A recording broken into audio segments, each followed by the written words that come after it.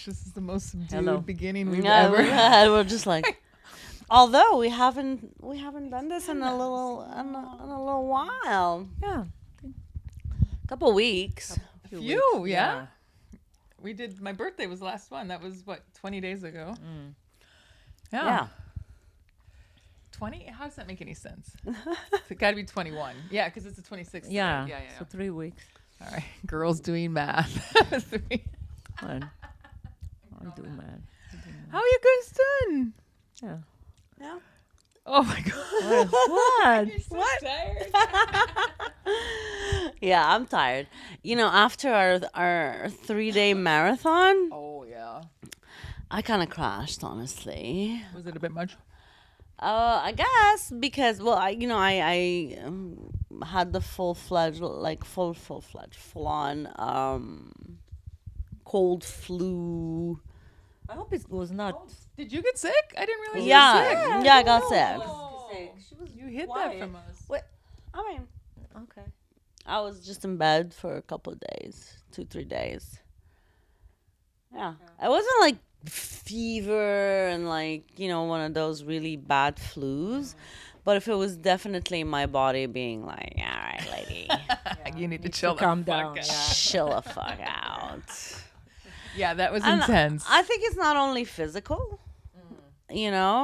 I think so much is processed and integrated while dancing. And I'm not one to stop, so sometimes my body really needs to crash for me to stop. So Yeah, it was one you of gotta be those. kind of forced Yeah. grounding. Yeah. No, especially as a mom, like you just go until your body's like enough. Like I can't.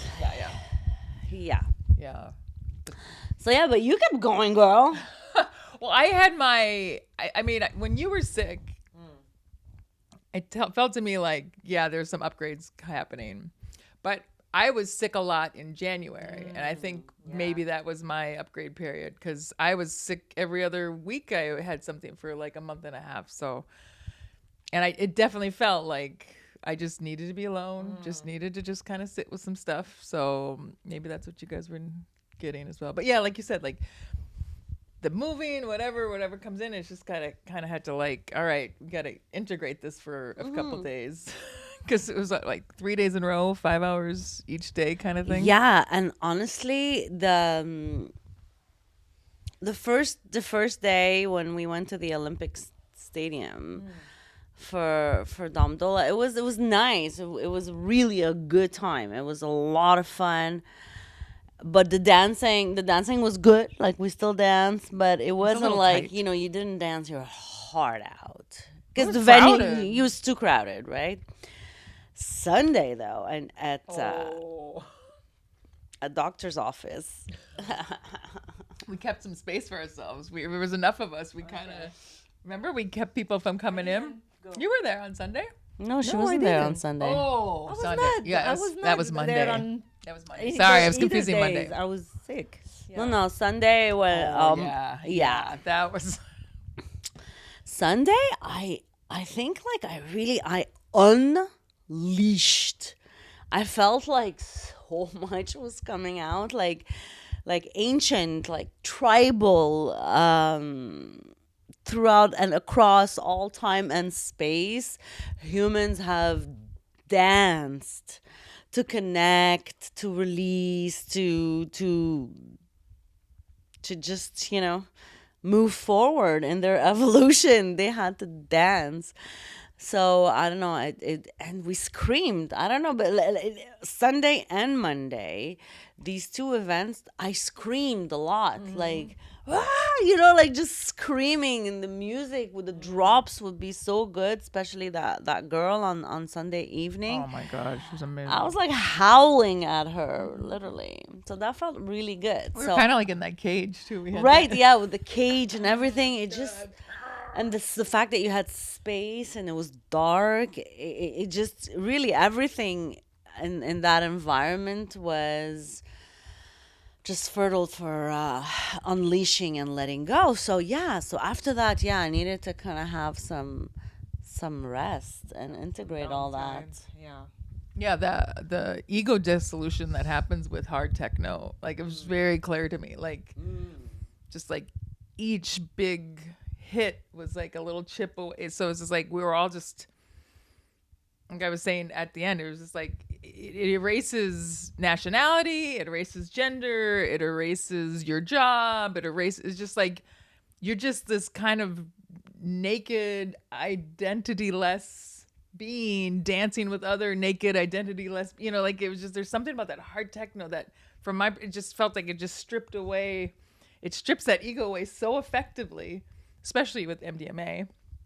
Oh, it was so like it was therapy. It was so It was good. intense. Yes, I don't think because it is just techno that can do that, hard techno, because you can't like. I mean, when you're dancing to like good house music or good just like. It's good. The dancing's there. Your body responds. So I'm not saying it's not amazing. And all kinds of music have their validity, but there's something about hard techno, the fact that you can just stomp it out, and it allows that dissolution to like just unleash. That word kept coming. Just unleash. Yeah, because there's not a lot of space for like silly moves. I mean, you can, but it's just more. It's when you're doing this, it's just It's like a trance kind of. Yes. Yeah. Yes. You just need to keep. That's why I doing feel the like it's same so movement. tribal. Yes. Yeah. It's like a trance. Trance, Yeah, you yeah. reach a trance. Yeah. Usually it's repetitive Yeah. movements And that the- bring you because into the music is repetitive. kinda, So yeah. you get thrown in that. Yeah. But there's more. I mean, most techno has a repetitive nature Yeah, to it. There's something about the hardness of the. It's very piercing. I found like it really cuts in a very beautiful. Like it's weird because someone could walk into that room and be like, "Man, this is very aggressive," but it's not on the dance floor. It doesn't. It just feels. It feels very unleashing. Yeah. Yes. And ancient. There's something about it, no? That feels like I don't know, there's something for me about hard techno that really hits like in a very like I said, like Primordial. yeah. Very primitive. Brings like out that kind of When I was a kid in the commune cult that I grew up in, rock music was very forbidden. Like it was a bad thing. It was like very, devil, yeah. Like it was, that and like Pepsi Cola were like really. But I don't remember much about like what exactly. I mean, there's something to it. Can often be like a heavy, angry energy to someone like heavy metal, whatever. But I remember he had an insight about that beat being like a heartbeat. So like as a baby in the womb, the first thing we hear is that heartbeat. Someone, like I always think about that with the beat of them. But then it makes me think, well, why is that a bad thing? Like why is a heavy beat, if it's a thing that's reminding us of the heartbeat that connects us to our mother, which connected to her mother, like why is that a bad thing? It's there's a lot of fear that comes with music and letting go. I think religions sometimes they just don't want. They want you to stay stuck. They don't want you to feel all the feelings, and it's like there's the extremists like Muslims. They say all like acoustic music is forbidden. Dancing is not good. Like it's not allowed. The only instrument you can use is like wind instruments, like a tam tam or something. But wind instruments. Yeah. is it? It's wind. Tam-tam no, is not a it's wind not. What is it? It's Percussion. percussion. Yeah, Yeah, only yeah. percussion is Yeah. allowed. Right. But like guitars and all these flutes and all, it's kind of not allowed because it takes you to a place. It's kind of the devil's music. You know what I'm saying? allures Yeah, you it into, allures you, and you're gonna feel pleasure. They don't want you to feel. Heaven forbid you feel the pleasure. So music is tricky, and like you can see it in a lot of conservative things. Like they don't want you to go. And I don't know. There's fear of you being. There was definitely some movement to detach us yeah. from our primitive, native, ancestral Yeah, like colonialism or Yeah. industrialization or something. There was, I mean, at one point you look down. There was like a looking down at like, oh, it's just, it's Yeah, you know, just hippies and because they maybe they equate it to the minute you're gonna start doing that, you're gonna start become promiscuous and you're gonna have showing sex your and- boobies. Yeah, you're gonna start becoming too free. Yeah. Yeah, they don't want you to be too free and be good in your body. You need to have shame. You need to have Of fear. course. You need to hide. You don't. It's especially for women. For women. Oh my God, women dancing. Oh, And for That's gatherings. yeah. I mean, it doesn't serve for people to gather and have a good time together. You know what I mean? Like, they don't want people to do that. Nothing that joins people in harmony and joy is allowed. So here, it will be my pleasure and joy. Please allow. you're gonna roll the. very painful. Well, I'm not to gonna watch. really roll. What are you gonna do? Stuffing or It's Stuffing. stuffing. Yeah. Yeah. But did you like Enrico San Giuliano on Monday? I had fun, even though I was not 100% better. But it's just the energy and the fact that I was out of the house after like 10 days. Yeah, you're coming out of hibernation. Yeah. What about the music though? Yeah, I liked it. Because that's hard tech. Yeah, no? and I didn't take anything. Yeah. I like doing it sober. Like now, more and more, I just enjoy it without. Yeah, for anything. sure. I Seriously. mean, we I go on. did I 2 go out of on 3 on some sober. trances just by following the rhythm of the music. Yeah. It's You were saying the other day, just before you go to bed, you get a little show. yeah. Like, This is what I have. Like at night, when I close my eyes to sleep, I start seeing things like little cartoonish, and they just make me happy, and then I sleep. Even though I don't take anything, it's just my brain is got a little cartoon going at it cartoon 24/7. cartoon going. Yeah. So That post-recording conversation we had last time, do you remember? We were talking about like the upside of poverty. You remember? It was so interesting to me. Like that sat with me for a couple days. And yeah, I don't know if we want to get into, like, obviously we don't want to talk about the details because that was, I think, one of the reasons we could kind of talk about it is we weren't rolling. But that conversation about like, when you don't have what you used to have or something like yeah, that. like it's just- seeing, yeah. like coming to a place of gratitude Mm. when any kind of wealth or the family legacy of money, you don't have access to that anymore for whatever reason, and you could sit there in a place of bitterness and be like, oh man, we used to, back in the day we could do this, or you could kind of look like just kind of realizing like all the growth that came, and you could see it like in family members or or yourself, like it's such an like in when we talk about growth and integrating, if you're pushing away anything, you're pushing away is a problem. So a problem, that's not the right word to use either, but so the fact that you could get to a place where, oh, I'm not pushing away the lack of man, I gotta be careful with my words. It's not a state of being that's being pushed away. It's like, oh, I can find gratitude even in this. Like I can realize it. So it's like a way of integrating it and loving it rather than being shameful and you know what I mean? Like, Oh yeah, definitely. Yeah, well, there's always a lesson to learn from this stuff, if you want to. Yeah, well, it's a good thing because I remember when I first came back here, and it was a different story from where I used to live in Dubai, and I had a lot of resentment and anger because we lost everything. a big shift in lifestyle. Oh for my you. God, it's like day and night, like the way we used to live in Dubai, and now I have to do it Like buying groceries. going, not even like sometimes I didn't have money to buy grocery.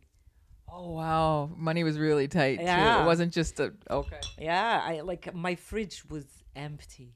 some days my fridge was, you can hear the wind. It's like, whoo, and you see the tumbleweed. Like a carrot that's like, Sad carrot. sad carrot that's been there for 7 weeks. Trying to like peel it and reconstitute it. What do you need, sweetie? and I put it in a cauldron with some water. No, I'm just kidding. But yeah, I had that. And I had After to Dubai, where I had you were Dubai like when I used had to have a full driver and a house nanny and a gardener. a gardener and travel in business on anyway. So yeah, and I'm like, I used to be very Resentful. like angry at life. Like, what did I do to deserve this? Like, anyway, but to that, you see. How did that end? Like, was it a period of transition where your husband wasn't working or something? Like, I mean, what was the situation? should talk okay. about this Then stuff. don't. It's just happened. Circumstances, you know. How'd you get out of it? Well, I was lucky enough to have help from my family, Oh, okay. my mom. And To get even though I never on your asked feet. for anything, and I sold some jewelry and stuff, and you know, You made it. I You figured it had out. some saving, a little bit, that helped me get by like a couple of years. So, but it was tight. It was very tight, you know. It's scary when. Yeah, Like, I remember- I could not sleep. Like every night, I would wake up at 3 a.m. with anxiety. Every single night, my heart is just like pounding. At 3 a.m. Every night, 3 a.m. Because I don't know if I'm gonna survive the month, if I'm gonna be able to pay the rent, if I'm, you know, it's just. Or there were times where it's like bills would come in and you're just like, I don't even want to look at them. I just see avoidance. Or remember going to like use my Interact to pay something and just hoping it clears. Like it's like I could just look and see if I had money, but I don't even want to know. But so you're just like, just like anxiety. But the things turned around, and yeah. But there's a lot of gratitude. Like now, you think of it as, all right, we got through it, and we're good, and we don't need stuff that we thought we needed before. Yes. And Yeah. my relationship with money is better. Yeah. I don't care if I don't have it as much as before. Like I don't have that fear and anxiety around it anymore. Once you've lived through it a little bit, and it's Yeah. just like, okay, I survived. Somehow I survived it. Like I survived it somehow. Just and so you know, like if some it, angels, whatever. Yeah. And the thing is, my kids also learned a good lesson. I like the fact that my kids, even in Dubai, they were not spoiled. You know, I never bought them like designer clothes and all this stuff that other people used to do. So they stayed grounded, and they don't care about buying and shopping and all this stuff. So I think they learned that. That's good. And my son started working because he was 18, and it's a lot of good things that you came have out. another breadwinner in the house. That Yeah. helps. Yeah. And he studied and he did well, and now he's doing great. And yeah. So, Yeah. You know, there was so much guilt on my part for not offering my kids like the stuff that I was given when I was a child. You know, the trips, the restaurants, all those things that anybody would want. You know what I mean? It's not like luxury stuff. And it's like, and I had to, I had to really sit with that. But then I realized what a gift it was to them to not have all these things, because my son's going to Japan in a couple of weeks Yeah, I'm super excited. for, and he organized he's not even, he's 19, and he organized the trip, himself, with his friends, and he paid for every single penny of his 3-week trip to Japan. Like, That's a big step for a 19-year-old. That's that's amazing. amazing. I Yeah. mean, I don't think that would have happened if he had what I had. I mean, Just handed to him. at 19, I was not independent financially. It wasn't even required of me. It was like, even like if I had the ambition to be financially independent, it was kind of like I was kind of looked down, like, what's wrong with you? Like, Yeah, we don't have why that mentality of why would you want to be financially independent? Like, your parents are wealthy. Just find a wealthy man, and life's set for you. know the like, assignment. Yeah. yeah, back home that's the Financially same. Nobody works. independent? Like they don't go to school and no, we don't have that. No, school was important. I Our said- generation. No, was I'm not fucked saying 'cause don't go to. I said people who go to school, they don't have a job. Like here, everybody yeah. has a job, like summer job, or like when you're 16, you start looking for right. summer yeah. job. Yeah. But back home in Morocco, nobody has that. No, when I wanted to get a job here at like 16, because all my friends had jobs. So I Yeah, you felt want a like little I, pocket change. I didn't want the pocket change. I had plenty of that. Oh, you did. Your parents had get an allowance, a pretty generous Oh, allowance. my parents were like, every time I step out of the door, it's like, oh, here, take some money. Keep money on you. They wow. always wanted me to have money Yeah, with me. be safe. Know? Yeah. Yeah. So, and and for them, it was like, this is the mentality. Like, for them, this is good parenting. You know what I mean? You give your kids Providing. you give your kid money, and if you can give your kid a good allowance, you're a good parent. So I was getting really good allowance. I had good parents. But I see. So it was just kind of like you saw your friends working, and you thought yeah, that would be. and my parents were offended that I wanted to work. Like why? What are we doing wrong? They weren't providing enough. They're like, why do you want a job at McDonald's? Like, what's wrong with you?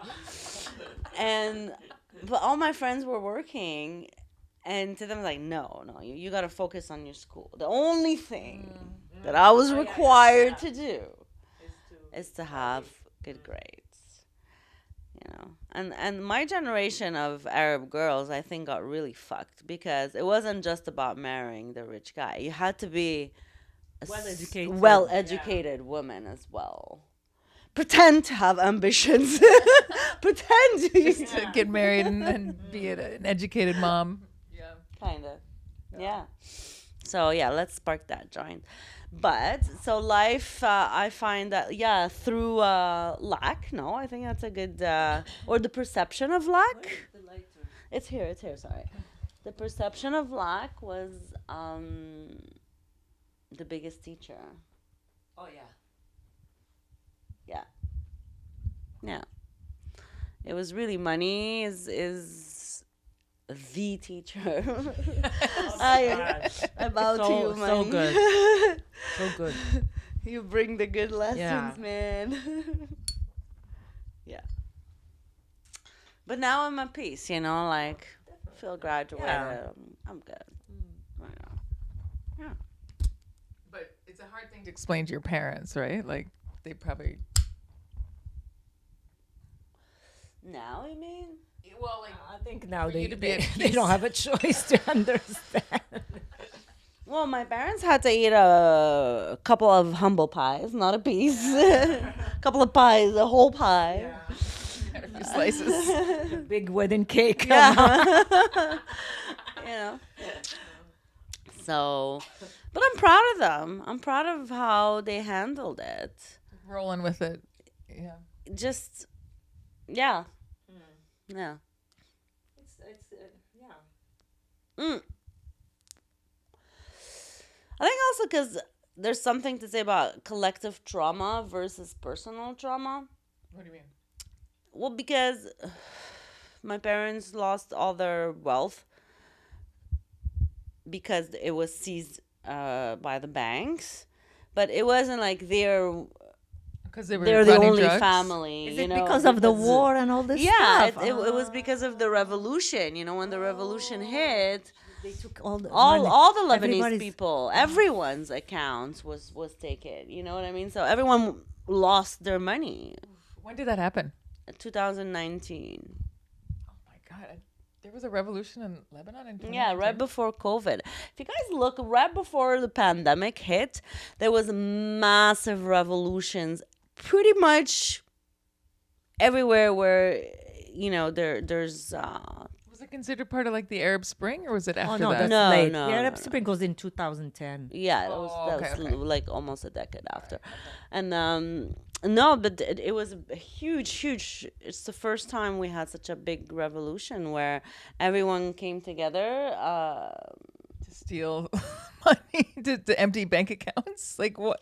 No, when the people came together and they wanted to overthrow the government.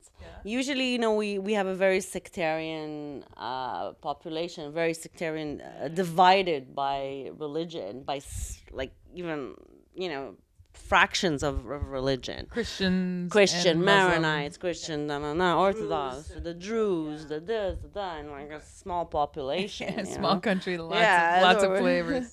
So That's the Middle East the in a revolution, though, nutshell, yeah. everyone was united against the government, saying that the government's full of thieves. Super corrupt. they're all Yeah, corrupt, a yeah. super corrupt government. And then some political parties, like grassroots parties, were forming, and they sieged the whole downtown for a while. Anyway, the result of that was all the bank accounts got frozen. Wait, so was it because the people who ran the banks just was kind of a collective punishment for the revolution, or I'm still No, not it's making a kinda what connection. happened. Government who does that. Yeah. They take over. Even the bankers, they're not in control anymore. Yeah, the banks don't have any control. So the revolutionary movement got control. Yeah. And one of the first things they did was No, they froze- didn't get control. Oh, it was an attempted revolution. Yeah, attempted revolution. It wasn't like they didn't overthrow anything. Oh, okay. No, they didn't. They got all their money got frozen. No, and it was also to like. It's like a punishment. No, it was to ensure there's no like economic collapse. Although that's exactly what happened. It's like what happened in Venezuela. You know, and the Inflation? Yes, the inflation. Wait, what does Lebanon have its own currency, or do they? Okay. But it's pegged against the American dollar. It's been like this for like decades. So, anyway, So basically, this digital number that represented a bank account just kind of went to zero, or just got frozen, or no, it got frozen, and then you don't have access. You only have access to a certain amount per month. because they don't want to run on the banks. Gotcha. So it's There's just a you have couple- millions of dollars in your bank account, but you can only access like $400 a month. Imagine that. Overnight too. It Yeah. wasn't like, hey, No, you got no, 6 no. months to kind No. of adjust your life. Oh no, it was overnight. Yeah, That is brutal. it was brutal. Honestly, guys, it was brutal. Yeah, that's a massive stripping down and very. Oh, Yeah. So, what to do? you cry for a while, I imagine. But you were saying it was collective. It was kind of shared across many people. It wasn't just like your dad made a couple bad choices and your mom Right, had exactly, a gambling problem and exactly, it was just one exactly. family and everyone Yes. else is doing okay. Uh-huh. Everyone's doing bad at the same Right. time. Yeah. I think there's consolation in that, meaning like you don't still, feel like you you've done feel it's something fair. wrong, person like yourself, Still, you and feel like it's so unfair. it's that- unfair. so Yeah, You've been robbed. It like, is. You feel yeah. robbed. Yeah. Of course, you feel robbed. But it also shows you kind of how fleeting the whole thing is. It's just like it's money sitting in an account, and Yeah. you think it's gonna be there for a while, but it can just be taken Yeah. away. Like it's whatever. It's what's horrible. not- This is money that my dad worked for his whole life. I mean, Yeah. That's his retirement, and then Right, he was responsible The his minute whole when he life. really needs it the most is when he's retired. That's Yeah. because you can't work or anything. Yeah. So that's But yeah, what you were saying before about like how it's it wasn't like they did anything wrong. Like, there wasn't the shame of having been irresponsible. yeah, At least it was exactly. just kind of like, what else? What? There's at least there's that. You don't have to. But that's good because, like, they did everything right in a sense where they amassed a certain amount of money for them to retire the way they had They're envisioned. responsible. Yeah. Yeah. No, and at a sacrifice because my dad worked in Saudi. You know, He he's an didn't see you a architect. lot, and He wasn't with his family. He was on like construction sites in very, very extreme hot weather most of his life. bet, You know yeah. what I mean? Like, still like a hard job, a very paying job, but a hard job. Right, but he made a big exchange. he made a sacrifice Yeah. for It his was family. still, you know, it was still some sacrifices. And then Absolutely. he built his dream house, you know, in Lebanon. And boom, the moment like he like sat down and like put his feet up, it was like, oh, life's good. Get to spend time with my They pulled family. the carpet Yeah. beneath his feet. Massive huh? rug pull. Mm. It's tough, but you know, it's I think it was a lot of growth for them as well. Because you say, very even though humbling. it is It's very humbling, even though it's collective and everybody around them had to go through it to a certain extent. A lot of people, a lot of wealthy people in Lebanon have bank accounts outside. Yeah. Like They do for knew. side a They little knew. They bit. had a And feeling a that lot of them because had like Lebanon inside is so intel. like it's very unstable. So I think people who get it, they will go outside. It was it's very unstable, but it was also the banking system supposedly was very good, but it's not, obviously. Anyway, yeah, and just to tell you, like, you think that in a country like Lebanon, because it's very unstable, because of revolutions, because of political turmoil, this shit happens. But this shit can happen anywhere. It's happening. definitely. It's happening now. I mean, and governments can seize exactly Yeah, that. whatever that, they want. They that can do whatever what number they want. you have in your account Yeah. anytime they want. And Yeah, What are you're- you gonna do about it? Yeah. Yeah. Yeah. No, the U.S.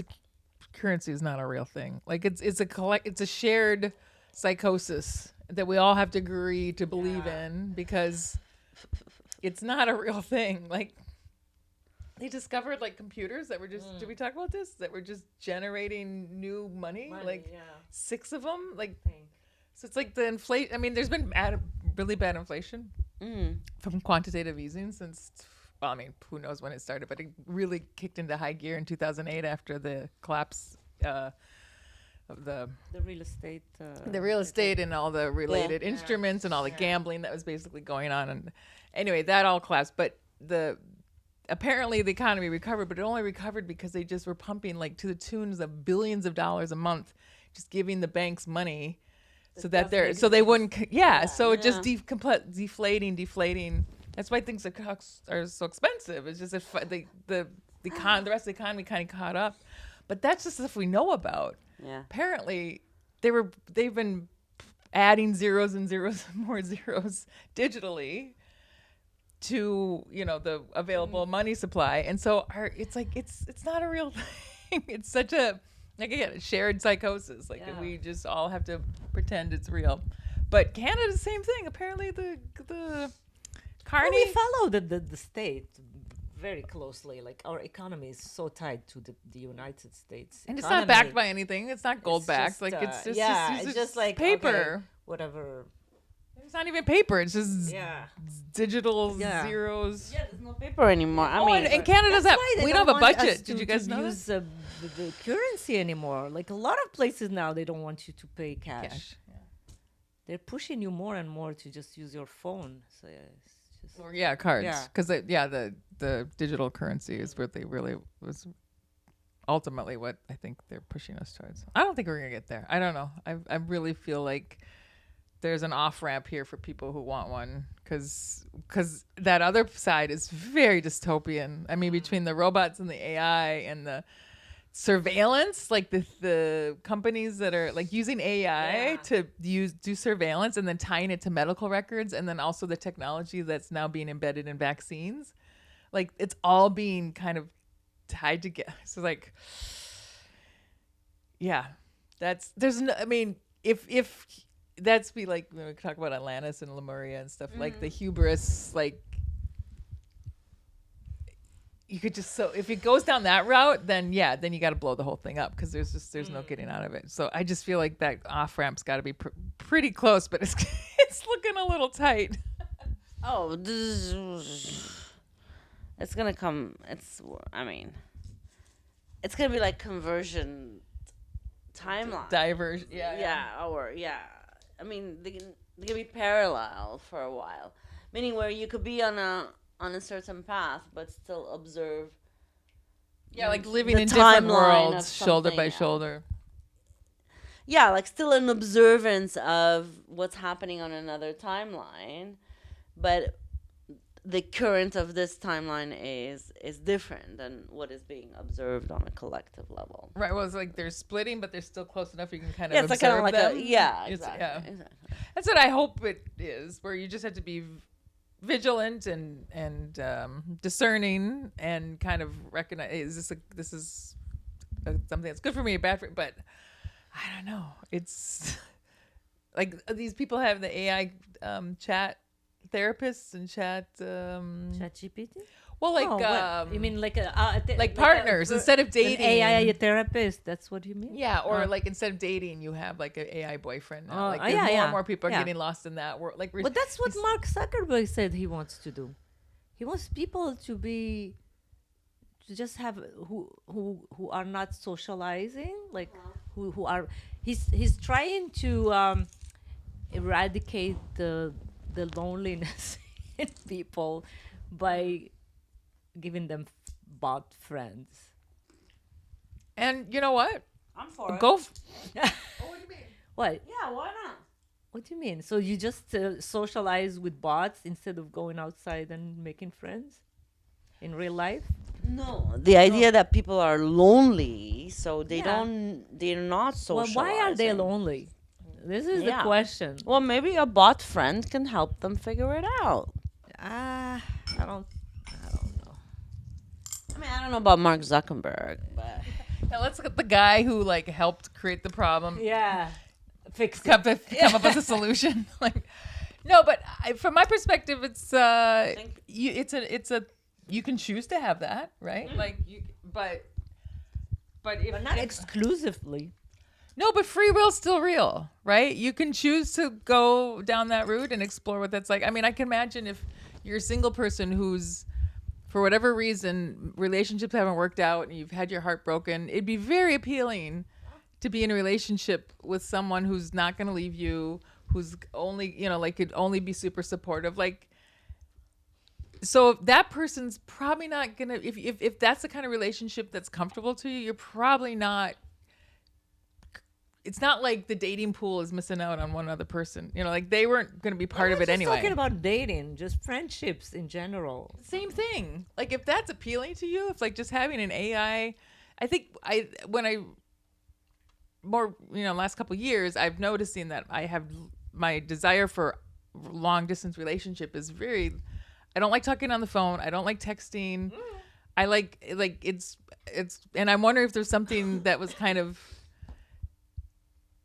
if the relationship's only through the screen, it could be AI. Like, are you a friend in Alaska or are you AI? It doesn't matter. Like, so I wonder if there was something inside me that was like, no, you need, like, bring it in, keep it close. Yeah. Like, and so I would have zero desire to have an AI friend because I don't even want a long distance friend. Yeah. So, but if you're someone where that's appealing to you, like, well, that's free will. You get to choose that for yourself. I don't know if it's the word appealing, but maybe because some people, there's something in them that they lack the skills now to go outside and to have relationships with other human beings. That's what's happening. Like. They are either they have social anxiety or they're too shy to interact with them. That's what I don't know, they call themselves introverts or something, but I feel like now this is what's happening. There are a lot of people are just lonely. They live alone. They don't have any friends. Like, what can, like, and then that's the easy way out is to open, look at your phone and talk to a bot to have a friend. Yeah. But it's saddest like, thing I could don't think about. Yeah, but that's you. You're looking at it Yeah. from your perspective. Yeah. You're someone who has beautiful friendships with real people, and you know how to cultivate good friendships, Yeah. and you know how to push. Like you're not the person suffering in great anxiety in the middle of an apartment. Like Yeah.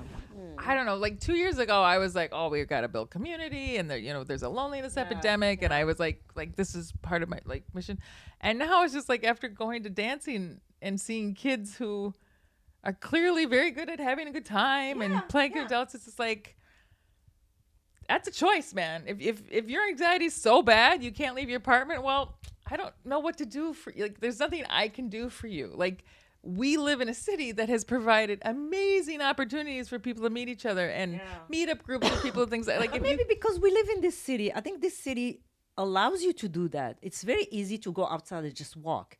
Talking about cities where you have to have a car, like especially the U.S.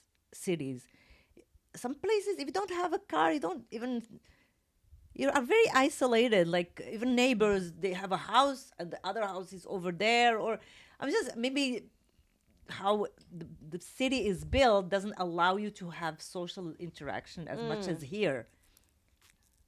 That's a good point. Yeah, maybe here it's very walkable, so you can meet people just by walking. You go to the store, blah blah blah, and but I think there maybe it's more. That's my take. It's a good good note.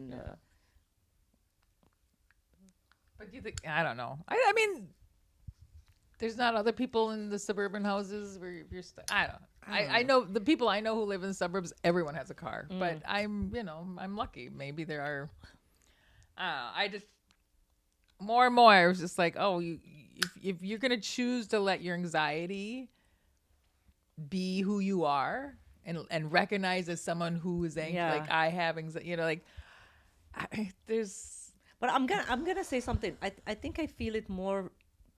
Women are more sociable than men. That's true. I feel that too. Yeah, I mean, there's our Women traditional role. have easier like to just go and Meet ask, new people, meet have new people, conversations. try like Facebook friendships and meetups and all this stuff. Men, they don't have that easy. I think you can see it just with friendships. Like women, they talk about their problems and men, they don't open up as easily as women about their feelings and their problems. That's why suicide is higher in men than women. Yeah. So there you have a point.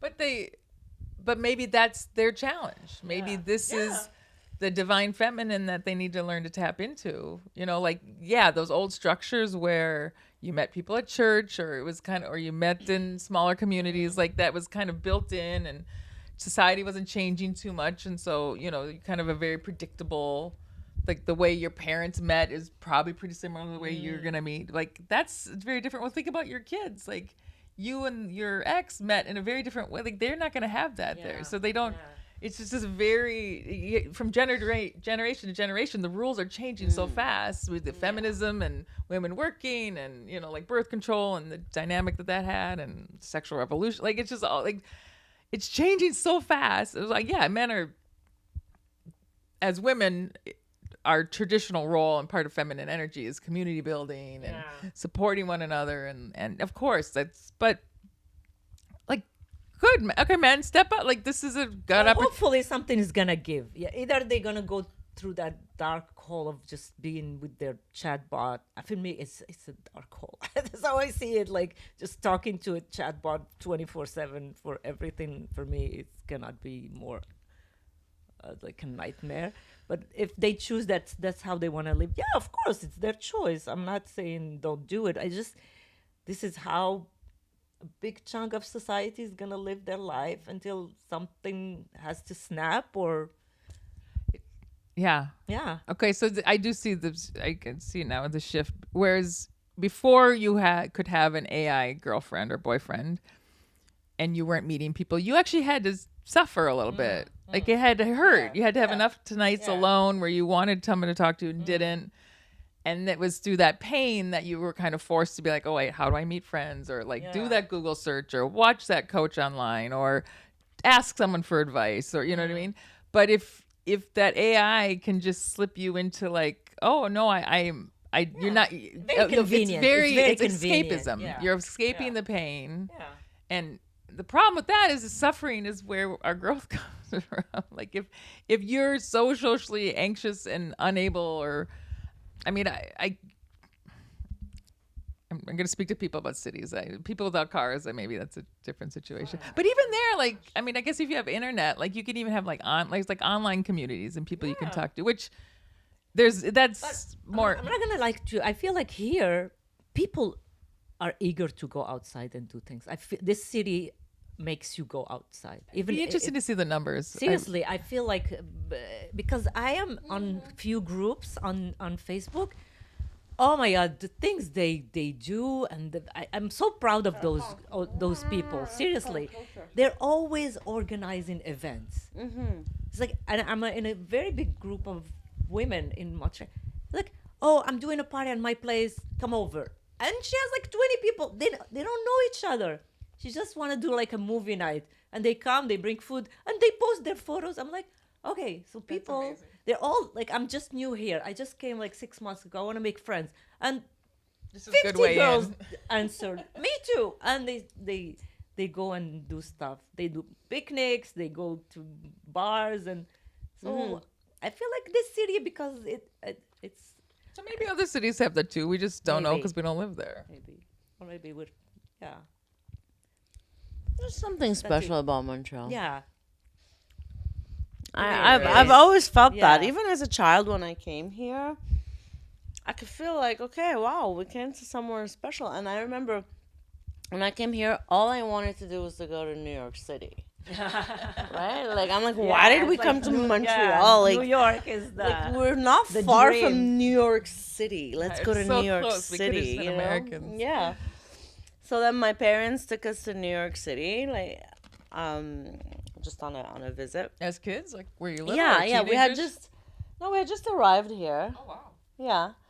Just, we settled in. And Did then, you just drive there? Yeah, we drove Yeah. there. We drove there. And we had a great time, and it was very impressive and everything. But then I remember driving back and then seeing the skyline of Montreal's downtown. From the bridge. Yeah.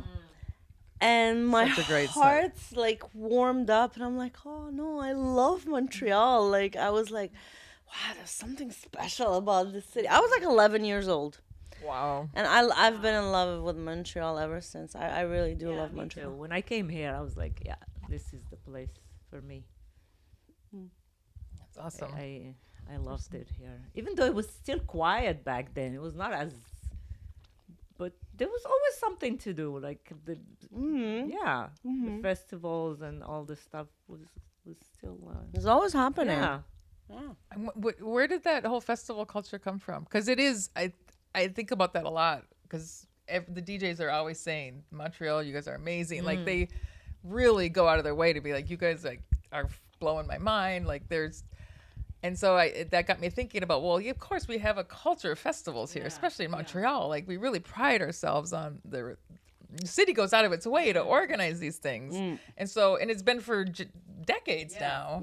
So you have kids who are used to going to outdoor shows, free shows. They're used to dancing in front of other people. Like that really it's an amazing thing. So we've created a festival culture. Like it's like no wonder the goddesses of joy decided to meet each other from the corners of the world and meet in Montreal. The city of festivals. Yeah. But but it had to be. It was kind of an intentional thing by some planner somewhere, and I don't know if it's like the French culture. I don't know enough about this history or like whose idea was it to have all these festivals all the time. Not sure. I guess it's one of those things like Paris is a city of lights and such a city of water, and so we're going to be the city of festivals. Well, But yeah. Place des Arts is old. Like that's where it was. Like they call it Place de Festival. Like it's been built a while ago. So Yeah. was. I don't know. We need to We have do no some history. research. We'll just about it. love Montreal. We just love this city. That's Whoever it was, whenever it was, bravo. yeah. Whoever started this. And they keep it going. I mean, I don't know if they always make money, but they still. I think the city has a budget. Yeah. They sponsor a lot of things, you know, especially even like with the Loto Quebec, they have billions of dollars. So they can sponsor a lot of artists. And No, my point being that I don't think a lot of the stuff that the city manages is necessarily making a profit. Like they, no. I mean, sure sometimes. they do it as like a social thing, you know. Well, that's the thing. Like you Yeah. have a big population in a climate that can get pretty cold. It's a very dense population. Apparently, the plateau is like the densest neighborhood in all of North America, even more dense than some places in New York City. Wow. Yeah, I mean that used to be true. Who knows if that's still true? But yeah, you. Not everyone has a cottage. Not everyone has a yard. Not everyone, like you got a lot of people in apartments, and to create events where they can go and have a good time. It kind of keeps the peace, right? Like if they're not dancing, they could be fighting with one They don't another. want people to be depressed in winter. That's why even in winter there's so much stuff happening. They want people Yeah, to you gotta keep keep us busy. living, not just hibernating and feeling. Because it's really long and hard if you don't have things Yeah, to do. watch the first episodes of the year.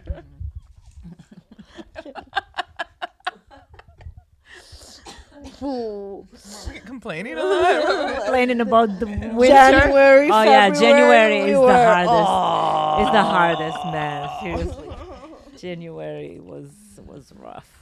Yeah, that Blue Monday. Yeah, we did not love Montreal as much as today.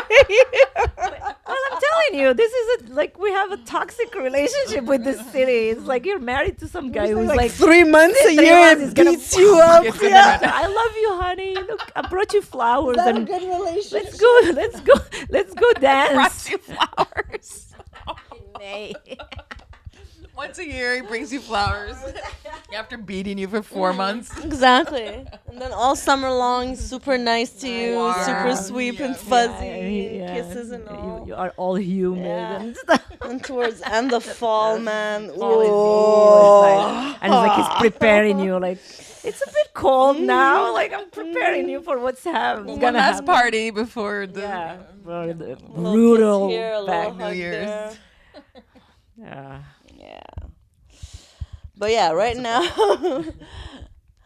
I mean, even last week, I felt like it was a bit abusive. Because we had the good weather. Oh yeah, that weather was insane. Good weather where we're like, oh yes, thank you. Summer's here. I pulled out my summer clothes. I started pulling out my me too. sweaters. I'm trying to. Now I'm like between seasons in my room. Well, yeah, of course, and then the temperature went down to like 6 degrees, Yeah. rainy. I put all my beanies and like I shoved them on the top. I needed like a ladder to go. I was like, oh my god, I need my beanie again. I was like, ah.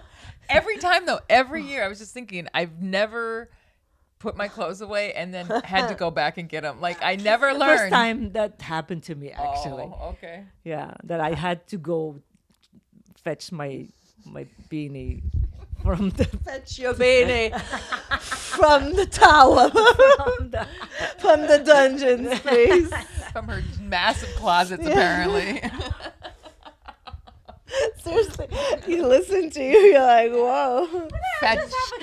I have high ceiling in my house. Oh, see, she Yes. See, I have Yes. I have some high ceilings in my mansion. in my See now everybody thinks I'm rich. Yeah. You are. I am rich. You're abundant. You're lady. very rich. That's Yeah. Mm-hmm. that's why people steal from me. Not as rich. We're thinking.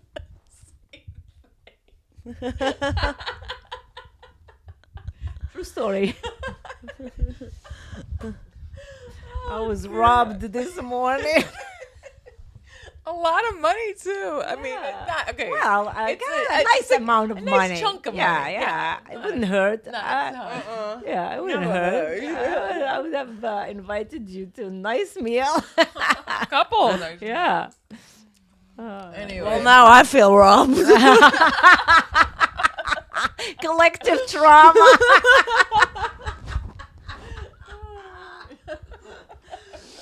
Yeah, let's get her. Freaking whip her ass. Oh Yeah. God, this is. You're handling it really well. What do you want me to do? Nothing. You're Seriously, doing great. like I'm handling it well. And, like it's just I don't know. You don't think there's a different version of yourself who would have been super angry? yeah, maybe. I don't know. You've always had a really healthy relationship with money and being Yeah, stolen from. Seriously, I've never been like just kind of. I was not a Tight-fisted. hoarder. It's not about the money. It's not about the money. Well, at one level it is. right? It's No, it's more the weaselness. Yeah, it's like I don't know.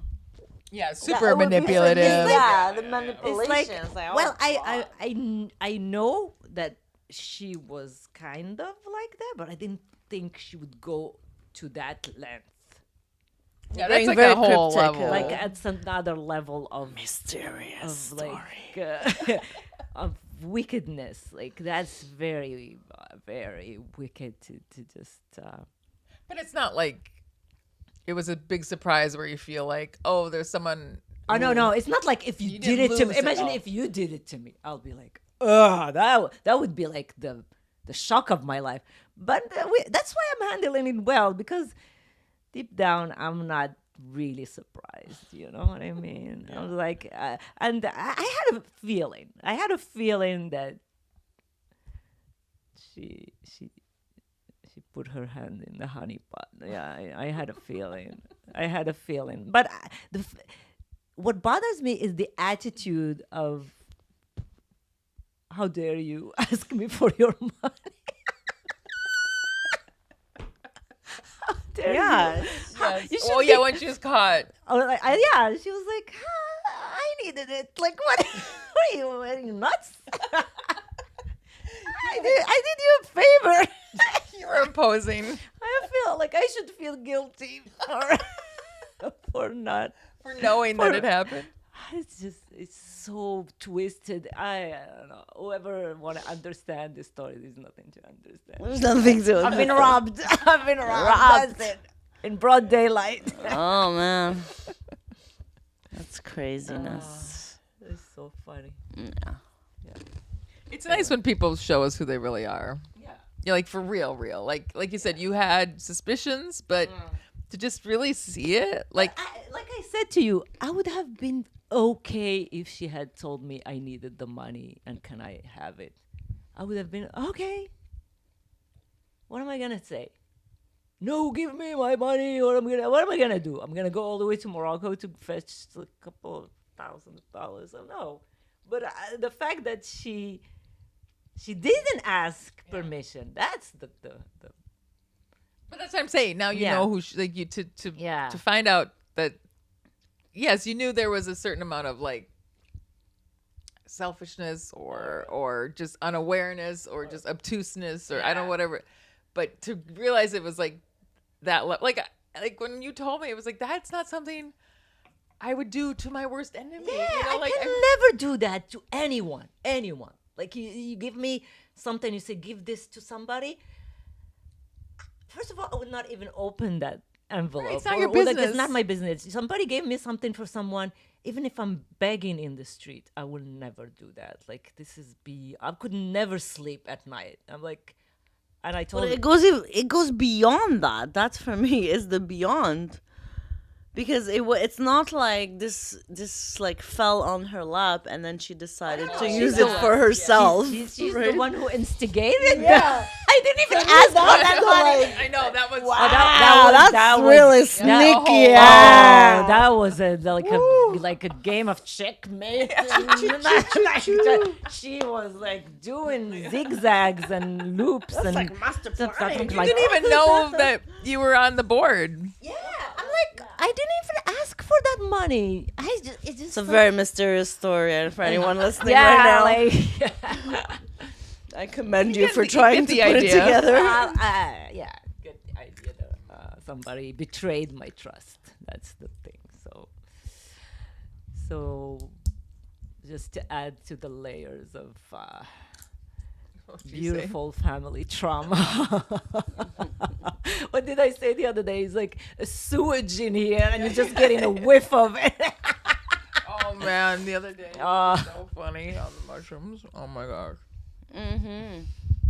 She's a funny lady, that's for sure. I think I offended a couple of people. How do you feel about that? I was feeling a bit shitty about it yesterday. I was like, I think I've been too much. Maybe I should next time I should be more diplomatic. But I kept saying it's the mushroom, it's not me, but it's me. Everything is really what I think. But if I didn't have the mushroom, I would have shut my mouth or be more little more diplomatic, gentle. like more. But I was just blurting stuff without even considering. Oh, I tried so hard. You're saying you're like, I'm just saying a tiny bit. If I really let go, like you were. Everybody's gonna commit suicide, or they're gonna punch me in the face. It's either way, because it was not. Anyway, what's done, it's done. I'm sorry if I offended anybody. I don't. That's not my intention. I just want to have fun. This is the thing. When I'm on mushroom, I want to have fun, but my fun maybe it's not for everyone. So I guess maybe there's a lot of humor is derived from poking. truth. Yeah, and feed silly. So I don't know. I there's something about bluntness that I'm starting to appreciate more. They said the statistics, the science shows that the more you love someone, the more you can actually do that. It's in relationships. But that's the thing. Like, if I'm blunt with you two, it doesn't what I mean that I told don't you. love you. It's just this is for me. Humor is the best thing. The best gift that I have is my sense of humor. The fact that I can see things and I find quick observations quick that are funny. and I can make them funny. And for me, if I shut up, it's like I'm not doing my job in this world. It's true. You're hiding that little Like, light my of best yours. gift in this world is just to laugh. To roast. And for me, it's my therapy as well. Like, I'm laughing at dramatic things. Like, my brain goes to the darkest places, and I find humor in the darkest crap.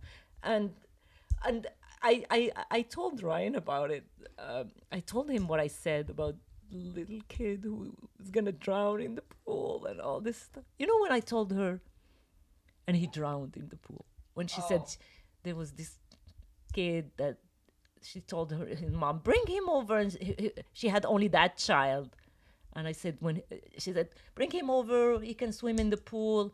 And the lady was like, oh, I have only this child, and he was just 10-year-old. And I said, and then he drowned in the pool.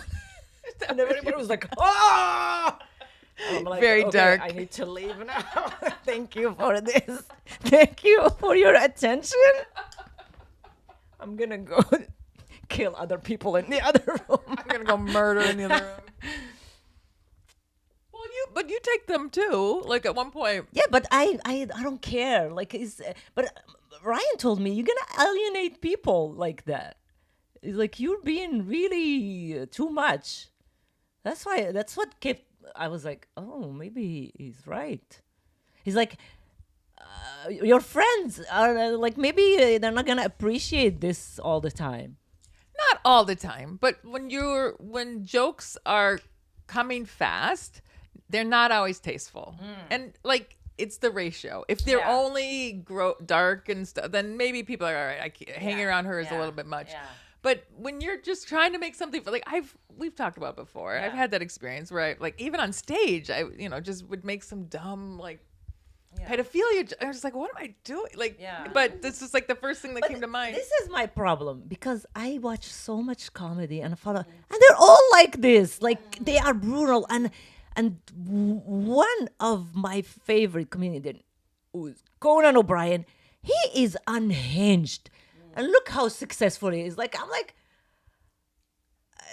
there is an audience for this type of humor, but I don't know if it's. Yeah, there's a line between do I suppress who I am? Yeah. Like, yeah, I don't know. And like we roast the ones we love. Like I think there's something about being able to deliver some barbs and like that. People But just the got stuff I said when I was on mushroom, I don't think I would have said it if I was sober. probably not. Yeah, probably not. Because one more thing, mushrooms make me see things even more hilariously. Like I see stuff.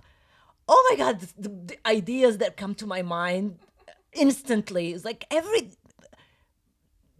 whatever people do, I go like, ooh, I could say something about that. I could say something about it. It's You just see the cracks. Yeah, or you see the crack. masks. Yeah, You see or this. things become too funny.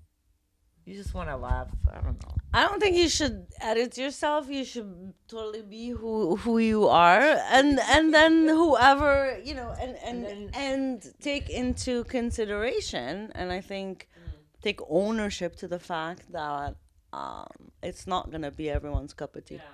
But you know that girl who was sitting quietly, she was crying, and then at the end, I'm like, I told her like, I'm really sorry if I said something. She's like, no, you're perfect. Yeah, you were totally.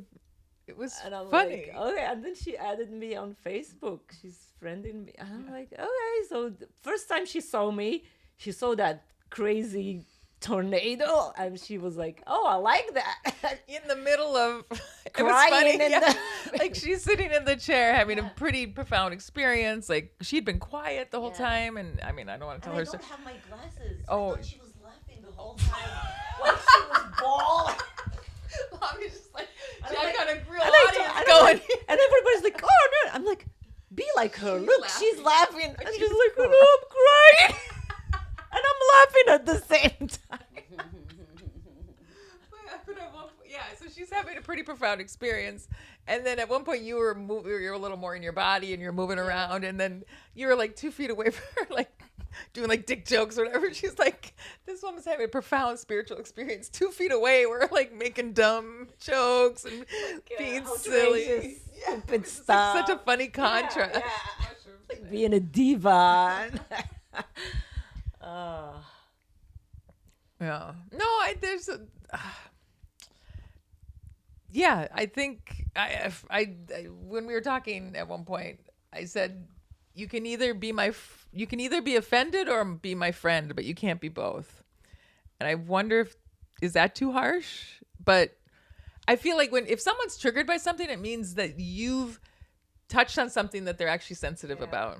Because if they weren't sensitive about it, it would just wash over them. And so by being you and being funny, like if they find it offensive, that's an opportunity for them to look inside and see why they're triggered by it.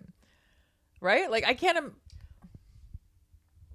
I was just speaking truth. The mushrooms are showing you things that maybe they needed to hear. And one more thing that I realized,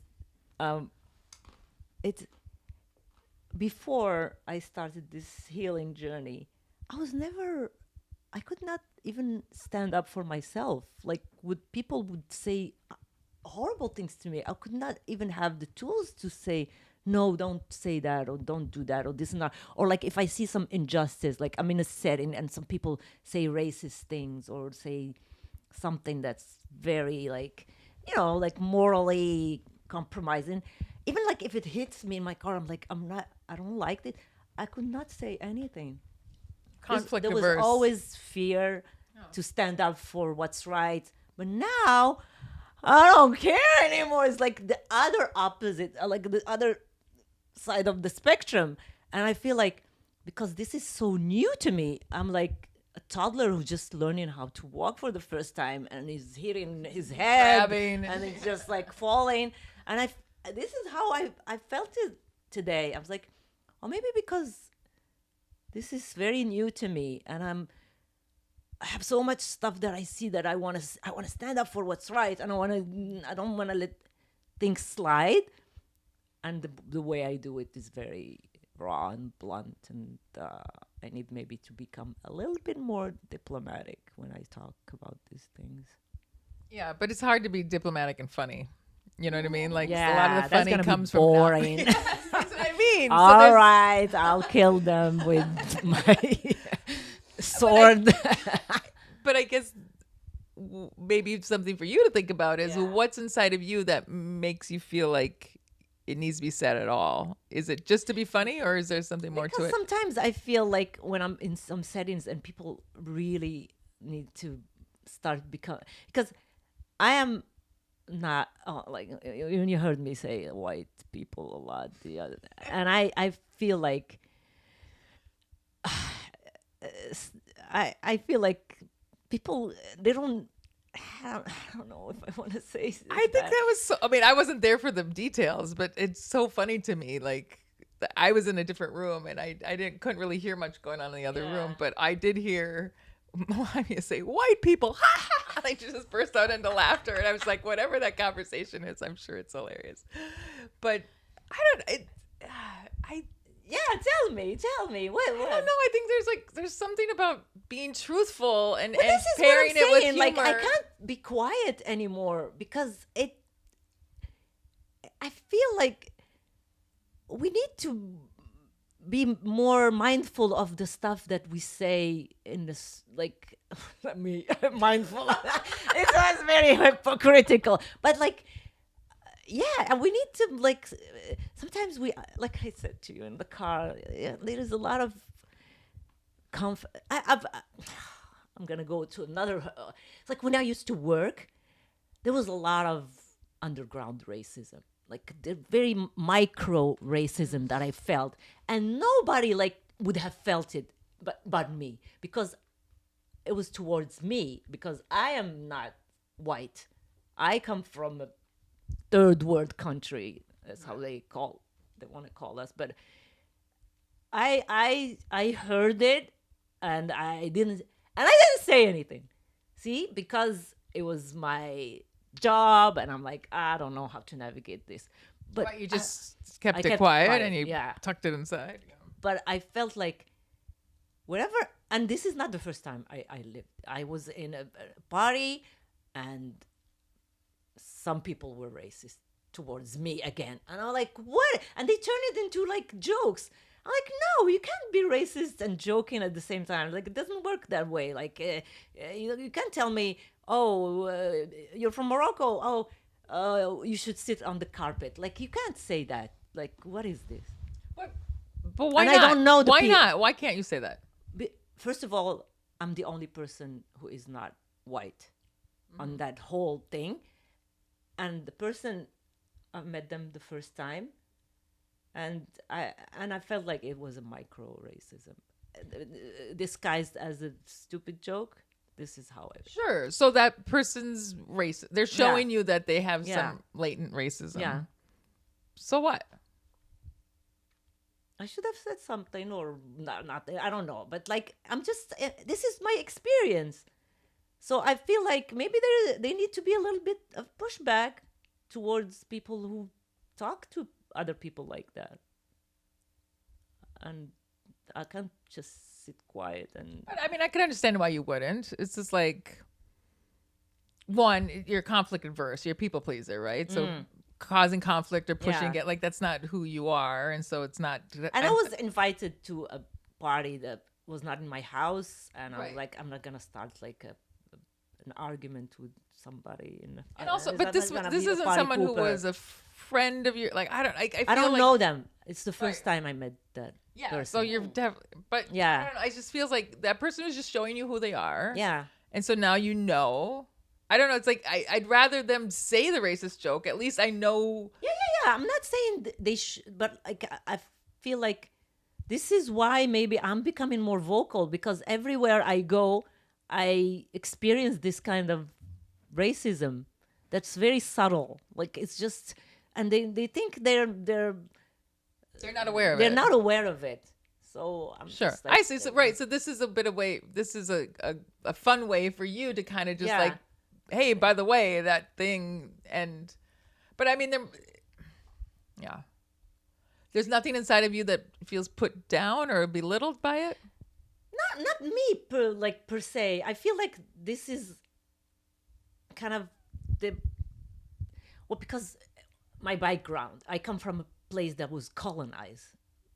So in my DNA, even though I was not alive during the colonization of Morocco, but my You're living in the past of it. generational, and I see the consequences of it on society. We all have that complex of the white people are better than us, so we have to, like when a French tourist comes to Morocco, everybody's like carrying to their knees. I'm like, why?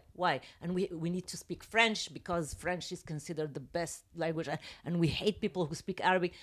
So all these things are building, and I don't want to live. It's like I'm trying to defend in my whole society just by saying something, not just me. I didn't. Nobody was racist towards me in my country, or I like. It's just all this. I'm trying maybe to do a little part to push back, Right. like, to kind of restore yeah. the balance. Yeah, A it's bit. like don't.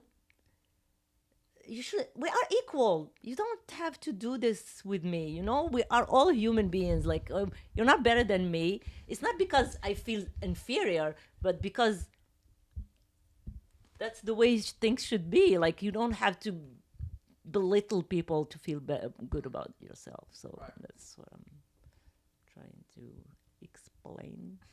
Okay, so you were tying that to when you tell jokes and you, because sometimes your jokes are like race based, which is funny. I'm sure it makes some people uncomfortable, but like, I guess what I'm getting more comfortable with, it's okay to make people uncomfortable. Yeah. Like it's like, if the thing I'm saying is making you uncomfortable, then you know who I am. Like if this is something I'm comfortable joking about, then now you know that about me. Like I think there's like an honesty to it. We were always so afraid. It's like being politically correct was a mask that we would wear. So I guess I think I'd rather live in a world where the masks are coming off and we're just being honest about how we see the world. And but yeah, I mean, if to be, I don't know, I don't think as a white woman. But like, if there's something anyone could tell me, any name that I would whatever someone wanted to say. I had this conversation with my mom recently. She's like, she got upset at something or whatever, and I was like, well, why? And she's like, well, if I called you that, you wouldn't. I'm like, no, like it's like I would only get upset at that if there was something inside of me that thought that was true. Because if you call me stupid, I know I'm not stupid, so that doesn't have weight on me. So. You can call me a bitch, you can call me cunt, you can call me a whore. Like, I don't. Yeah.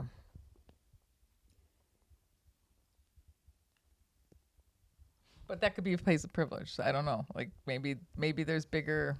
I'm a white person who grew up in a white country, so it's like I've never had the experience of trying to, even though like I have different difficulties living here, like not knowing the language and not having family or whatever, but like. My color, my skin's never been an issue here. So yeah, so even here, it's not something I've had to deal with. Well, it's very interesting, this whole race thing, because it came up in the past couple of days in a completely different context, but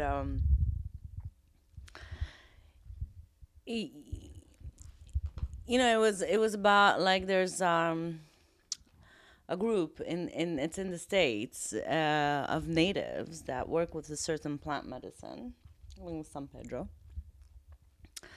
But they're closed to outsiders. You know, it's just within their community that they commune. This is in North America, or Yeah, it's in the States. So then somebody said that, well, it's kind of like racist. You know, because if it was a group of white people that said we don't want. we don't commune with anyone else but, you know, this said white group, then they would be called racist. Not necessarily. The Amish, they don't mix with other people. They're all white. But it is a form of discriminating on race, which is fine. Like they have the right to do it. Good example, I guess. Yeah. Yeah. But here, you know, yeah. Because they wear like old timey clothes, so it's a pass. It's a like they have a pass, yeah. uniform. They can Yeah, look they at- look live in a really, different yeah. era. and they Yeah. live in like old timey. They let them have it. So like okay, they don't Yeah. want to join the Yeah. group. They're not going to join us in the 21st century. We can let them have all those old. They can have all the old ideas they But want. nobody's trying to join Amish people, so maybe that's why they don't run into that problem. They have to wake up in the morning and wash their clothes by hand. That's why nobody wants to join them. No, I mean, I don't know. I'm saying that. I don't know Amish people. Maybe it's very valid to join Amish people. I have no idea.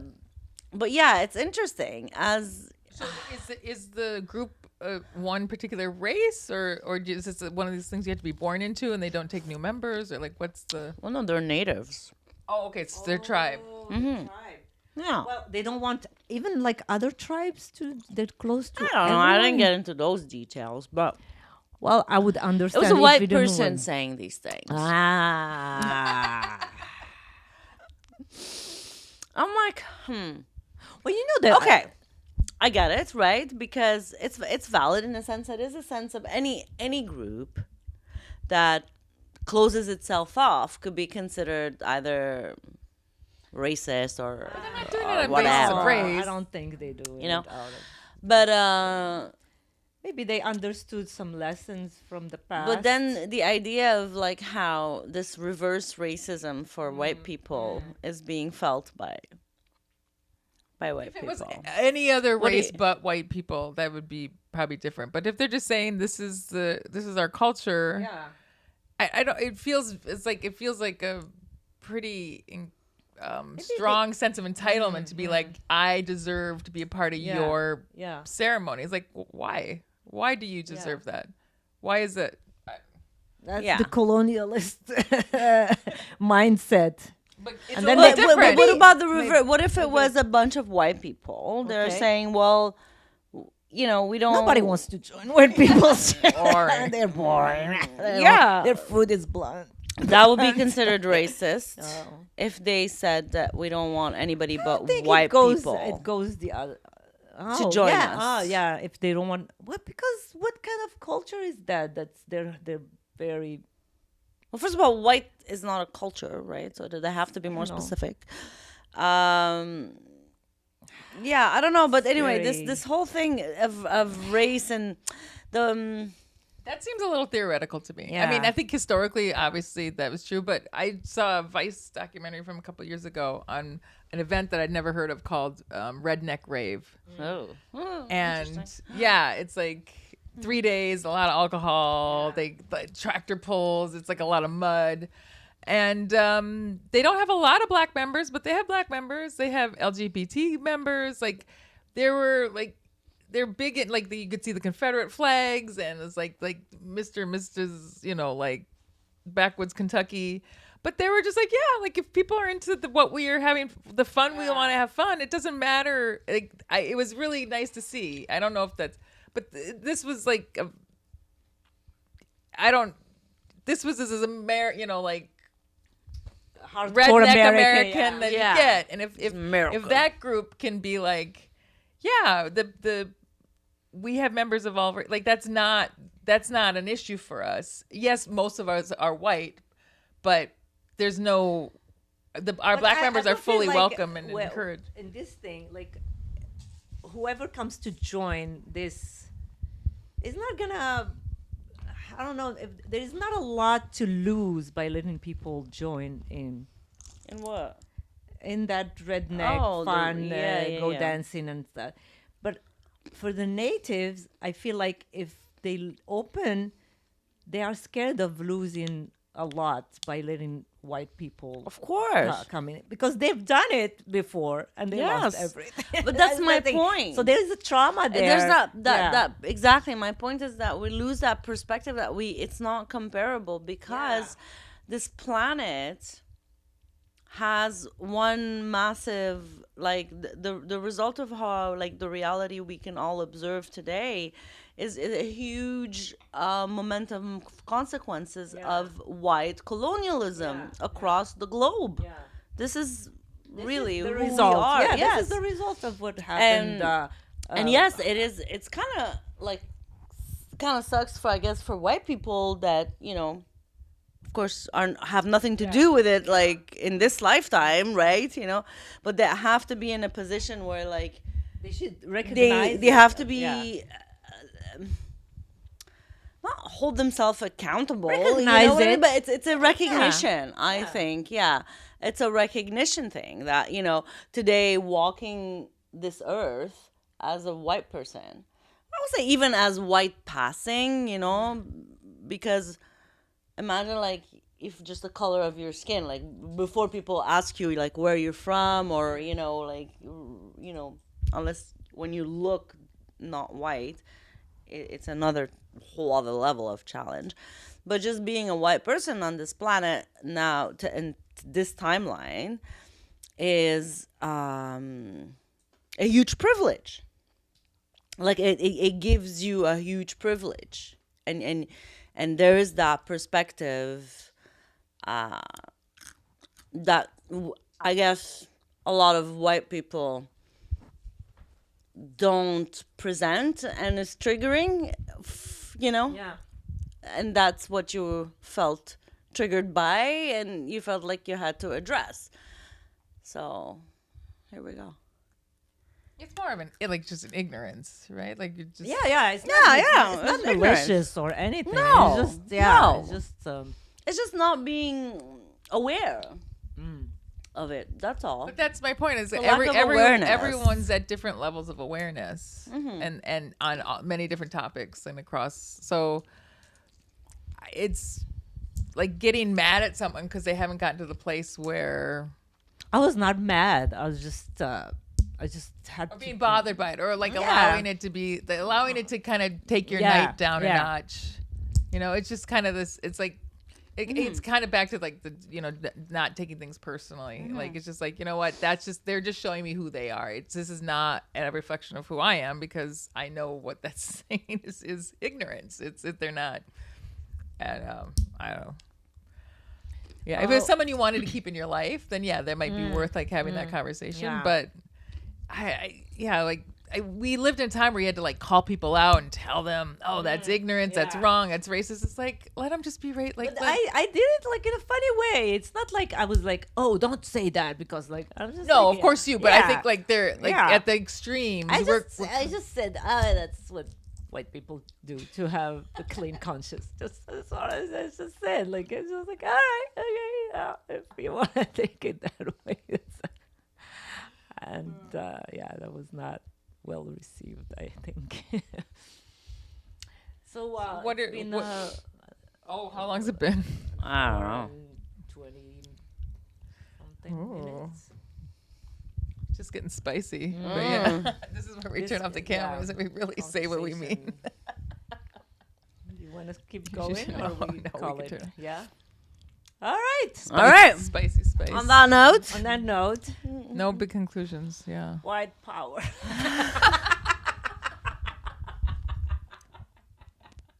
White passing power.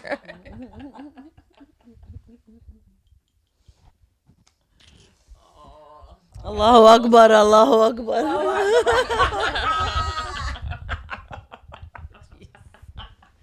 Jesus. Now we're really getting. I was like, no, Jesus. Love you.